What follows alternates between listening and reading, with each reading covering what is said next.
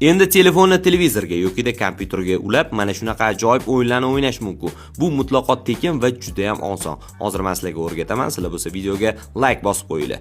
Birinchi o'rinda ilovaga kirib olasizlar va continue knopkasini bosasizlar. O'zingizlarga akkauntingizga nom berganingizdan keyin razрешить knopkasini bosasizlar. Keyin sizlarga 3 ta knopka chiqadi. Televizorga, mashinaga va kompyuterga ulasanglar bo'ladi. Men kompyuterni tanladim. Kompyuterdan Air Console saytiga kirganingizdan keyin mana shunaqa kod beradi. Kodni telefonga yozasizlar va kompyuteringizlar va telefoningizlar bir-biriga ulanadi. Keyin telefondan kichkina joystick chiqadi. Mana shu joystick orqali xohlagan o'yininglarni tanlab, maza qilib o'ynasanglar bo'ladi. Har xil kategoriyadagi juda ham ko'p o'yinlar bor, umuman zerikmaysizlar. Bu videoni o'yinni yaxshi ko'radigan tanishlarga tashab qo'yinglar. Bu ilovani yuklab olish juda ham oson. Shunchaki kommentariyaga ilova so'zini yozib qoldiring. Men sizga bepulga direct orqali bu ilovani jo'nataman.